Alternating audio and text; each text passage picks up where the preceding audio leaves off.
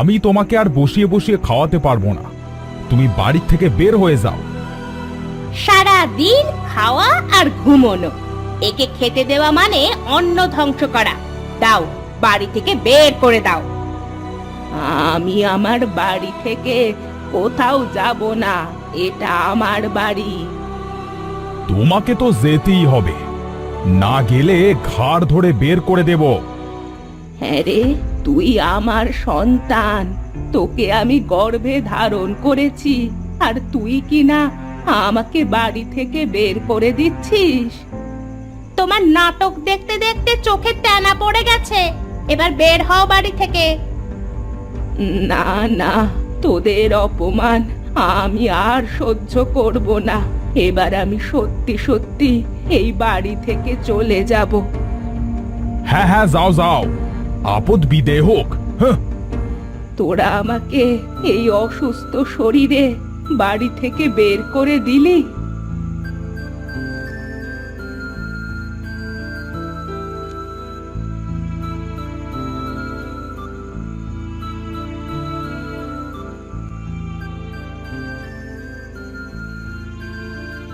জানি না কি দোষ করেছি, নিজের পেটের ছেলেই কিনা বিনা দোষে নিজের বাড়ি থেকে বের করে দিল।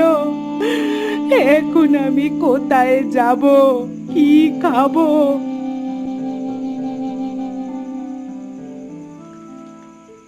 সামনে মনে হচ্ছে একটা কুঠির আছে, আজকে রাতটা ওখানেই কাটাতে হবে।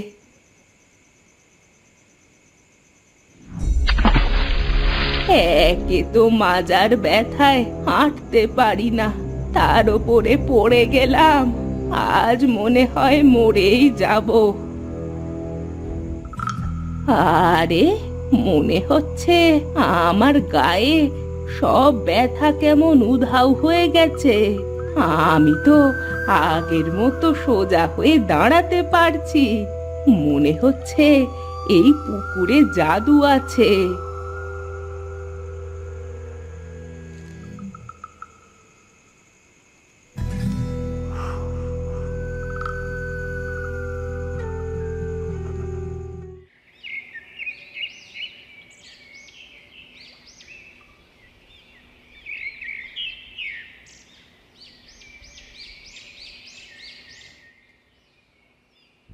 ভেবেছিলাম ওদের স্বর্ণের মোহরগুলো দিলে আমাকে থাকতে দিবে, কিন্তু ওগুলো ফুরিয়ে যাওয়াতে আবার বাড়ি থেকে বের করে দিল। আমার যাওয়াই উচিত হয়নি এখান থেকে।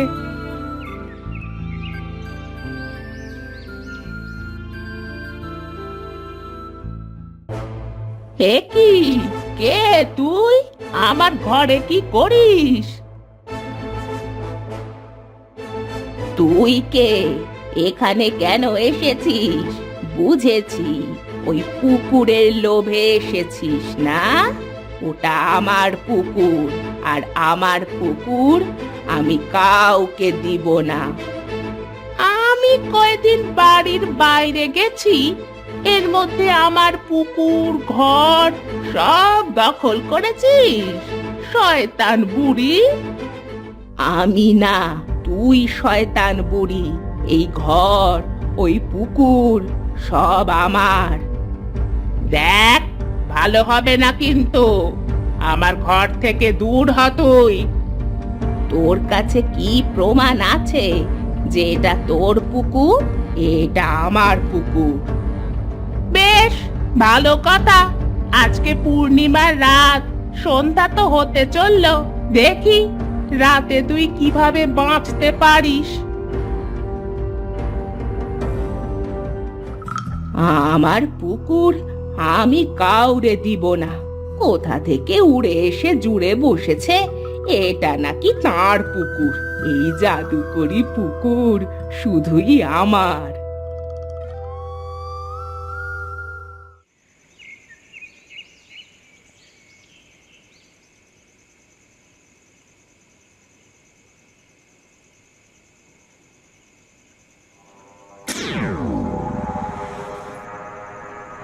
এ কি, কারা তোমরা?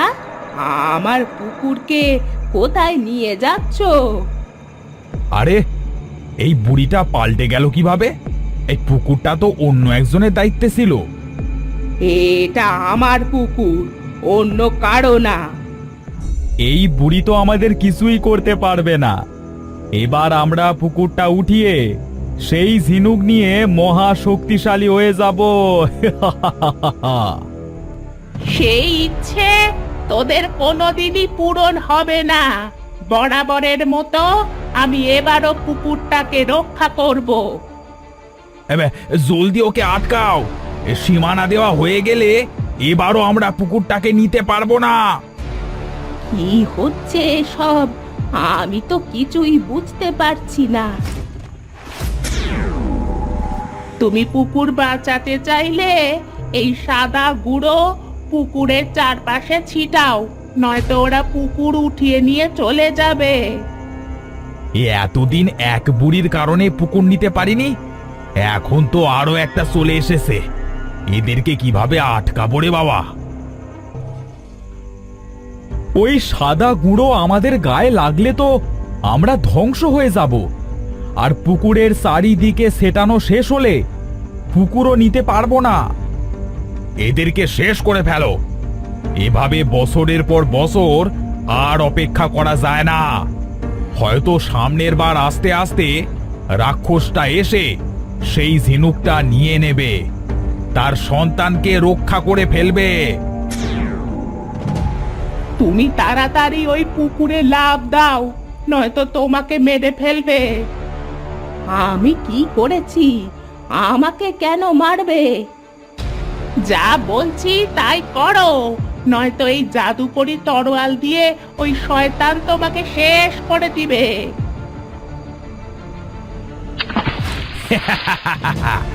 তোমরা আজ কেউ বাঁচতে পারবে না। আজ তোমাদের শেষ দিন। পুকুর তো গেলই, এরাও হাতছাড়া হয়ে গেল। তোদের আমি শেষ করেই ছাড়ব। আমরা আবার আসব।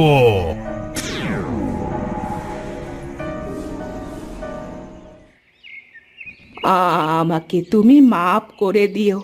আমি সত্যি বুঝতে পারিনি যে এটা সত্যি সত্যি তোমার পুকুর, তোমার বাড়ি।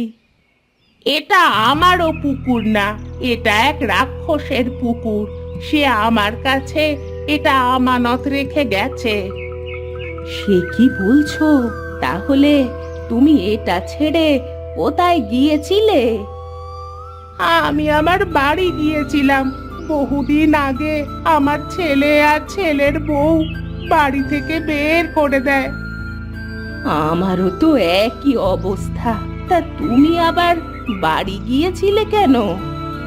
আমি পুকুর থেকে অনেক মূল্যবান সম্পদ পেয়েছি। ভেবেছিলাম ওগুলো পেলে ছেলে আর ছেলের বউ থাকতে দিবে, তাই সব নিয়ে বাড়িতে গিয়েছিলাম। কিন্তু ওগুলো শেষ হতেই আবার ওরা বের করে দিল।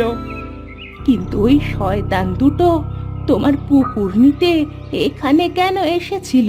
আর ওই সাদা সীমানা দেওয়াতে আমাদের কিছু করতে পারলো না কেন?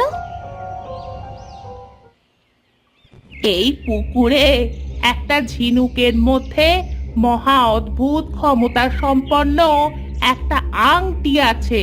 ওই আংটি যার কাছে থাকবে সে পুরো পৃথিবী রাজত্ব করতে পারবে। ওইটা নিতেই ওরা আসে। কিন্তু ওরা যে বলল এর মধ্যে সন্তান আছে, আর ওরা কালকেই কেন আসছিল? রাক্ষসের সন্তানের মরণ ব্যাধি হওয়াতে ওই আংটির সাথে ঝিনুকের মধ্যে এই পুকুরে ঘুম পাড়িয়ে রাখা হয়েছে। এই জন্য ওই আংটির গুণে এই পুকুরে এত কিছু। হ্যাঁ, আর এজন্য ওই শয়তান দুটো চায় পুকুরটাকে তুলে নিয়ে যেতে, যাতে ওরা আংটি, পুকুর আর রাক্ষসের বাচ্চা সব পায়। কিন্তু এই রাক্ষস আমার কাছে এই জাদুকরি সাদা গুঁড়ো দিয়ে গেছে। এটা ছড়ালে পরবর্তী পূর্ণিমা পর্যন্ত কেউ পুকুরের কোনো ক্ষতি করতে পারবে না। পূর্ণিমার সন্ধ্যায় এই গুঁড়োর ক্ষমতা শেষ হবে, তখন পুনরায় রাতে এই গুঁড়ো চারিদিকে দিতে হবে। এই গুঁড়ো মনে হয় ওই শয়তানদের লাগালে তাদের অনেক ক্ষতি হয়, এজন্য ওরা কাল আমাদের কোনো ক্ষতি করতে পারেনি। হ্যাঁ, কিন্তু তুমি এখানে কিভাবে আসলে? তোমার মতো আমাকেও বাড়ি থেকে বের করে দিয়েছে। এরপর বনে এসে এই বাড়ি দেখি।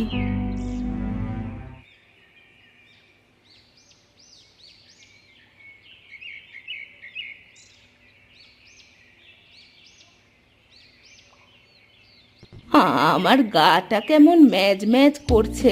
এই পুকুর থেকে একটা ডুব দিয়ে নি, তাহলে কালকের মতো আবার শক্তি ফিরে পাবো।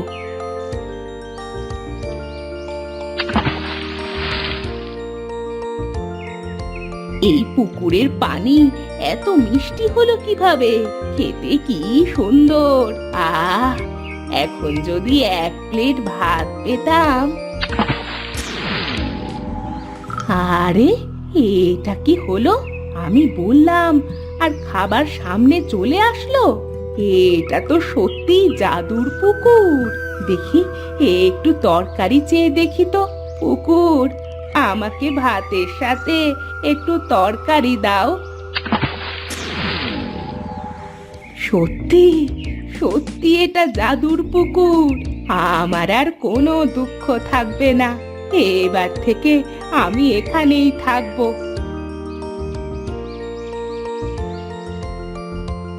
এবার থেকে আমি এখানেই থাকবো।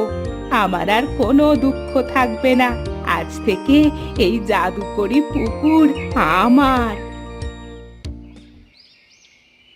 আমি বুঝতে পারিনি এসব তোমার। আমাকে ক্ষমা করে দিও। আমি আজই চলে যাচ্ছি। না বোন, আমিও দুঃখী, তুমিও দুঃখী। আজ থেকে এই পুকুর আমাদের দুজনেরই, আমাদের 2 বুড়ির এক পুকুর। মিনি, তোমাকে অনেক ধন্যবাদ। তুমি আমার সন্তান সহ আংটিটাকে রক্ষা করতে পেরেছো। আজ আমার সাথে আমার বোনও পুকুরটাকে রক্ষা করেছে। আজ আমার সন্তানের সুস্থ হওয়ার দিন। সে আজ মুক্ত হবে।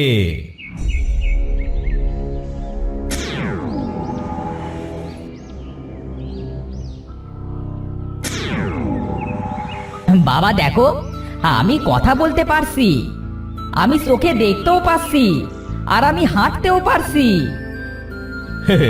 তার মানে তুই সত্যি সত্যি সুস্থ হয়ে গিয়েছিস?